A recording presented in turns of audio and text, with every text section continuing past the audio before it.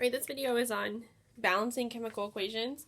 We're going to be working off of this paper from another video when we first learned how to write chemical equations, except this time your paper, at least the front, we're going to be working on the front. It should be completed because we completed it together where we wrote the equations. So today we're going to learn how to balance a chemical equation. So we're going to start with number 2 on this sheet, okay? Again, this sheet. And you should already have an equation written that says hydrogen H2 plus O2 yields H2O as a liquid, okay? And so that was before when we learned how to write a chemical equation by identifying the reactants and the products, okay? So that's old information.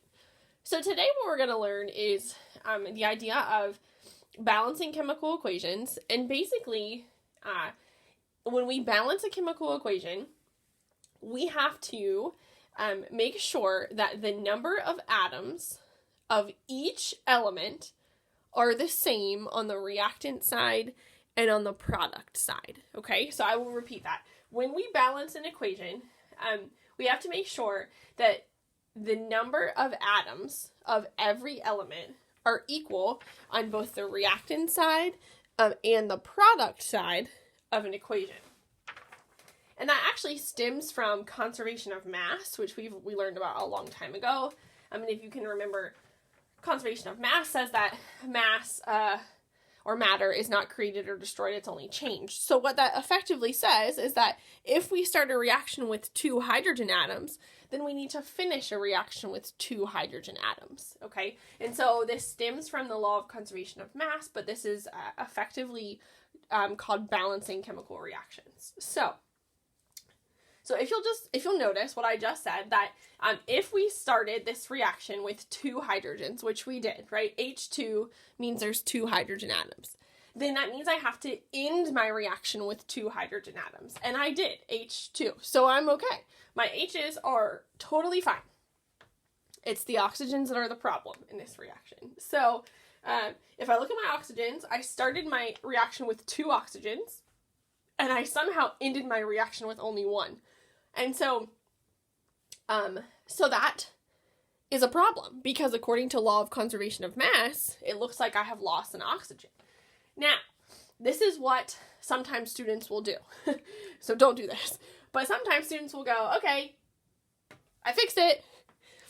Well, and in fact, there are 2 oxygens now, but if you go back and read your worksheet where it said the hydrogen and the oxygen combine to form water, well, H2O2 is not water. And so that's an illegal move, okay, in chemistry. So somehow, we have to fix this. And so what we have on our paper right now is called an unbalanced equation. I believe some textbooks or even some teachers refer to them as like a skeleton equation, but it's unbalanced. So what we're going to do is we are going to fix this by using coefficients, okay? Just like in math class, right? A coefficient is like, if you have this, like 2x plus 3, that 2 is your coefficient. And so we're going to fix this by putting coefficients in front of whatever I need to balance my reaction. So we already said my hydrogens were okay. It's my oxygens that are the problem. I have 2 on the left side and I only have 1 on the right. So somehow I need 2 total on the right side. So I'm going to do this. I'm going to put a big 2 in front of the H2O. Now, you might be saying, well, what does that do? Well, what that does is it says I now have 2 H2Os. So I'm going to write it out. You don't have to, but I'm only trying to make a point.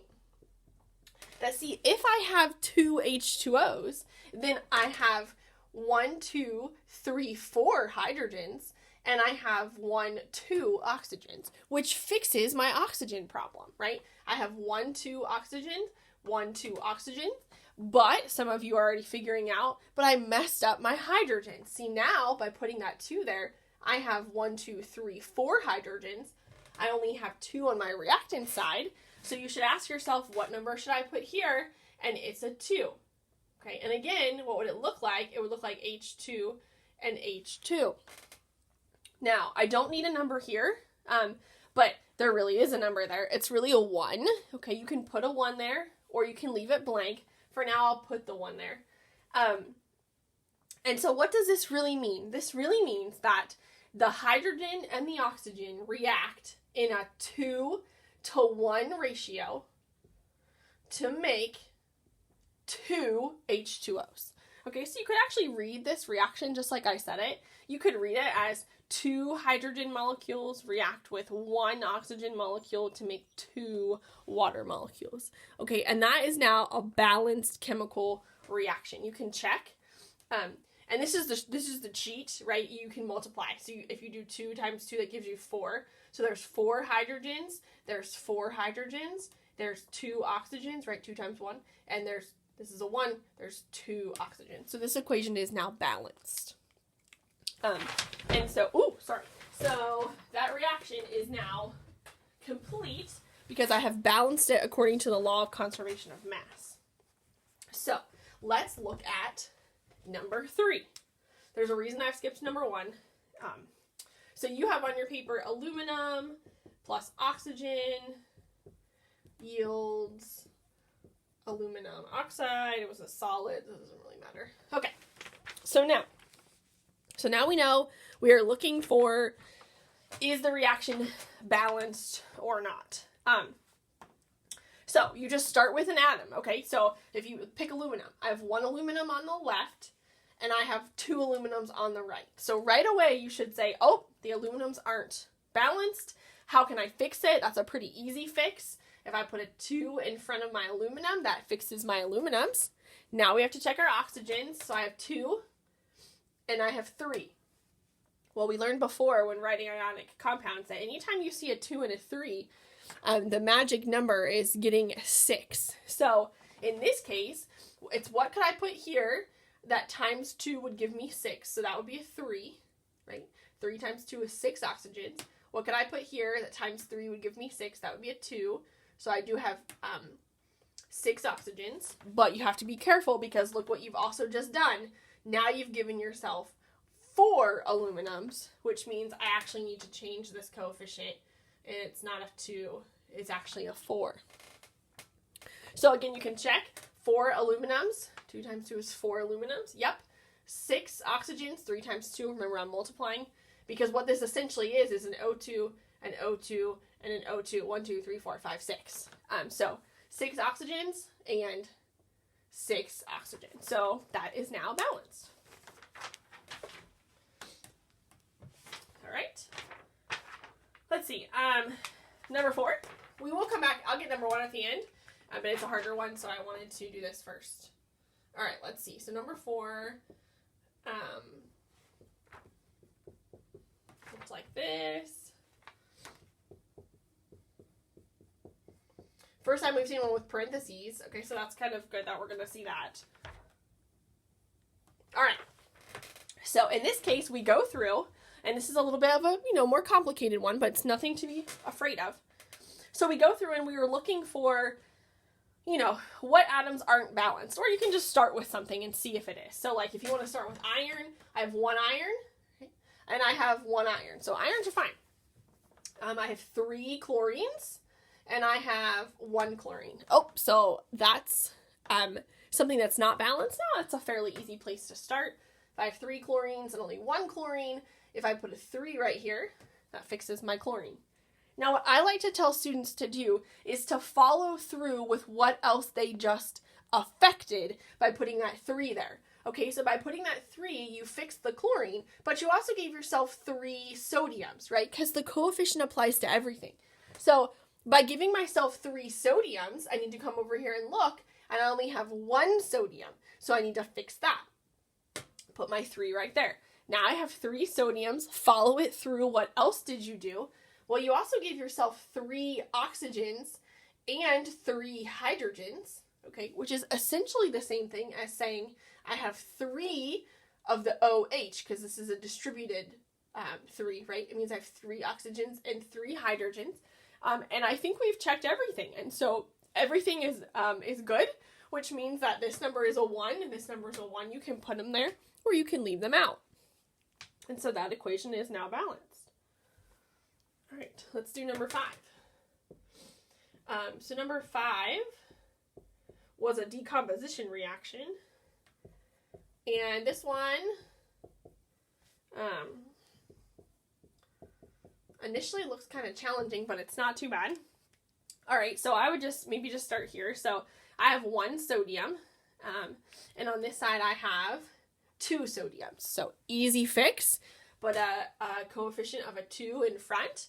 Now, like I said, follow that through. So what else did that give you? Well, you just now gave yourself 2 hydrogens. So we go through and we look, and I actually have 2 hydrogens. So hydrogens are good, sodiums are good. So let's keep going. When I put that 2 there, I also gave myself 2 carbons. So follow it through, 1 carbon, 2 carbons, right? They're both product carbons. So my carbons are good. That 2 here gave me 6 oxygens, right? 2 times 3.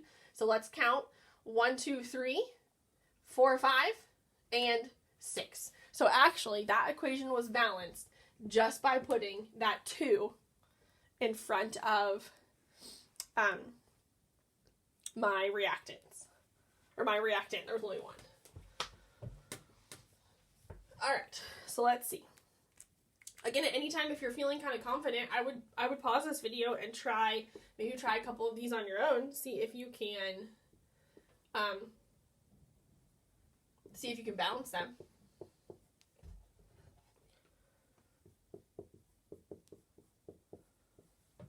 Okay. So let's see. Okay. So I was just thinking, sorry. So in number 6, I have 2 irons and 1 iron. So that's an easy fix, is to put a 2 here. I have 3 oxygens and I have 1 oxygen. So that's a fairly easy fix by putting a 3 right here. That also gave myself 6 hydrogens. I have 2. So putting a 3 right there should fix my hydrogens. And I have checked everything else. So this is a 1. So 1, 3, 2, 3 is my coefficient sequence. That wasn't so bad. Number 7 says phosphorus reacts with oxygen gas to produce tetraphosphorus decaoxide. So there's my equation that we have written down. We're going to balance it. So let's see, I have 1 phosphorus. I have 4 phosphoruses. So I'm going to put a 4 out in front. And then I have 2 oxygens. I have 10 oxygens. So the question is, what can I put here? That times 2 would give me 10. So that's 5. And my O's and P's are balanced. And so this is a 1. And that's it. All right, now let's hit number 1, and then I want to show you one thing that's a little bit tricky, and then that will be the end of this balancing video. So number 1 was sodium and water react to form sodium hydroxide and hydrogen. Okay, now this one's a little bit tricky. So if we start going through, 1 sodium, 2 hydrogen, 1, 2, 3 hydrogen, but that's kind of a tough thing to fix because the hydrogens are in 2 places. 1 oxygen, 1 oxygen. Okay, so it's just the hydrogens that are messy. Now you might be inclined to say, okay, 3 and 2, that means 6, so maybe I need to put, but it's ugly because I have H here and H here. So I will give you this as a hint. When you have the hydrogens in 2 places on this side, it's easier if you're working with an even number. So if I put a 2 in front of this, I just gave myself 2 hydrogens, which then added to these 2 gives me 4 hydrogens. And that's an easy fix by putting a 2 right here. So that's just something that you'll kind of start to get used to. I'm not done now. 2, let's see. So now I have 4 hydrogens total. We already checked that. 2 and 2, 4 hydrogens. I have 2 oxygens. I have 2 oxygens. I have 2 sodiums. I only have 1 sodium, so that's a 2. So number 1 should be 2, 2, 2, 1 in my sequence. Okay, I want to show you one more, which is to go to the back, and I want to look at number 13. Okay, now number 13 is tricky because I don't know that I wrote number 13 with you. So some of you might have number 13 not written correctly, which then will end up being impossible to balance. So number 13 says benzene, who is C6H6, is a combustible liquid. That means it burns, right? That burns in the presence of air to produce carbon dioxide and water vapor. Well, here's the tricky thing. When something burns, okay, and this goes back to the fact that we have learned about combustion reactions. When something burns, it has to react with oxygen, okay? You can't have a burn or a fire or a combustion without oxygen. It's impossible. It's like if you've ever lit a candle and then put the lid on, the flame goes out because the flame runs out of oxygen. So you have to have O2 here in your reactants. So the benzene reacts with oxygen to produce carbon dioxide and water. So now that we have our reaction written correctly, let's try to balance this. This one's tricky, and there's a reason why I'm doing it with you. All right, so we'll find something that's a fairly easy fix. So we'll just start with carbon. So 6 carbons and 1 carbon, so that's easy by putting a 6 out in front. Now, in this case, I'm not sure I would move on to oxygen yet, only because it's in 2 places. And I always say, find the things that are easiest to fix first. Well, in this case, I have 6 hydrogens and I have 2 hydrogens, and that's a fairly easy fix. That's fixed by putting a 3 right here. So now I have 6 hydrogens, 6 hydrogens. So my C's are good, my H's are good. I need to check my O's. So my O's are definitely not good. So right here I have 6 times 2 is 12 oxygens plus 3 more. So right now I have 15 oxygens on my product side, and I only have 2 on my reactant side. Now if you're catching on at all, this number 15 should make you nervous, and that's because it's an odd number. So the issue now is, well, what could I put right here as a coefficient that times 2 would give me 15? And I have a lot of students who tell me nothing, okay? And that's not true. It's just that it's not a whole number. What times 2 is 15? Well, it's actually 7.5, okay? Which should bother you because we've never done that before. But that's okay because I'm going to teach you how to do this. Which then would mean this is a 1 and everything is balanced. But we are not allowed to put decimals or fractions, whichever you would like to, to use, in a balanced equation. So to get rid of that decimal number, we're going to multiply the whole thing by 2. Because watch what that does. That's then going to give me 2 C6H6 plus 7.5 times 2 is 15 oxygens,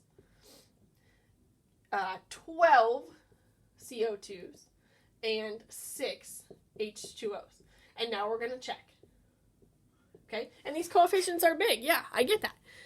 But we're going to check to see if it works. So 2 times 6, I have 12 carbons. I have 12 carbons, so carbon's good. I have 12 hydrogens. I have 12 hydrogens. And for oxygens, I have 15 times 2, 30 oxygens on the reactant side. I have 24 oxygens right here. And I have 6 right here, and 24 and 6 is 30. So this reaction is now balanced, even though it took a little bit, and my coefficients are bigger than the ones we've seen so far.